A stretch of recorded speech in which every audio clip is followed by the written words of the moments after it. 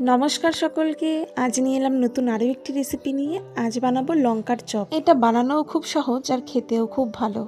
বাজার থেকে কিছুটা এরকম লঙ্কা কিনে নিয়ে এসেছি, নিয়েছি আলু সেদ্ধ করে, আর একটা মশলা বানিয়ে নেব।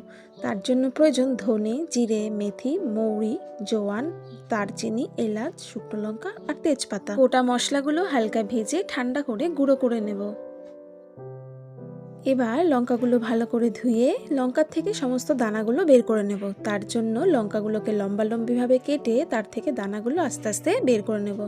আপনারা চাইলে এখানে চামচ দিয়ে বের করতে পারেন, আমি একটু ছুরির সাহায্য নিয়েছি আর বাদবাকি হাত দিয়েই করে নিয়েছি। লঙ্কার থেকে দানাগুলো বার হয়ে গেলে তার মধ্যে অল্প কিছু লেগে থাকবে, কলের নিচে ভালো করে ধুয়ে নিলেই সমস্ত লঙ্কাগুলো এরকম পরিষ্কার হয়ে যাবে। এবার কিছুটা পেঁয়াজ কুচি, আদা রসুন কুচি, ধনেপাতা আর লঙ্কা কুচিয়ে নেব। প্যান গরম করে তাতে সামান্য তেল দিয়ে তাতে সমস্ত উপকরণগুলো আস্তে আস্তে ভেজে নেব। পেঁয়াজ, আদা রসুন আর কাঁচা লঙ্কা হালকা ভাজা হয়ে এলেই তার মধ্যে দিয়ে দেবো সেদ্ধ করা আলু।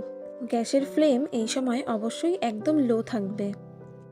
খুব ভালোভাবে পেঁয়াজের সঙ্গে আলুটাকে মিশিয়ে নেব। তার মধ্যে দিয়ে দেব সামান্য হলুদ, নুন আর বিট নুন। খুব ভালোভাবে এগুলো মিশিয়ে নিয়ে তার মধ্যে দিয়ে দেব আগে থেকে ভেজে গুঁড়ো করে রাখা সেই মশলাটা। মশলার সাথে আলু খুব ভালোভাবে মিশিয়ে তার মধ্যে দিয়ে দেব ধনেপাতা কুচি। আবারও একটু খুব ভালোভাবে সমস্ত কিছু মিশিয়ে ঠান্ডা করার জন্য নামিয়ে নেব। লঙ্কার ভিতর এবার এই আলুর পুরটাকে সেট করব। জানেন, হঠাৎ সেদিন ছেলের বায়না, সে লঙ্কার চপ খাবে।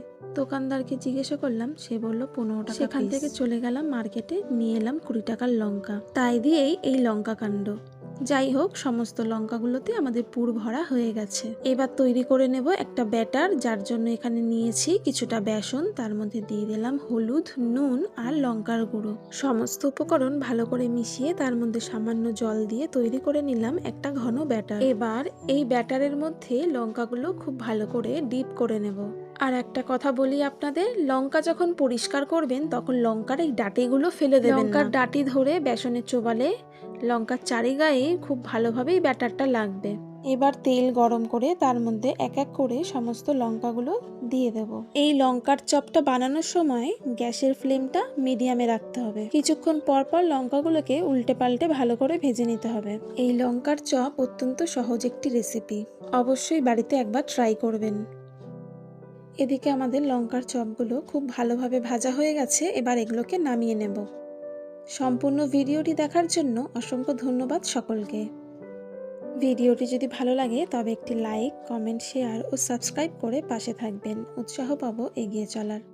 আজ তবে আসি, সকলে সুস্থ থাকবেন, ভালো থাকবেন, নমস্কার।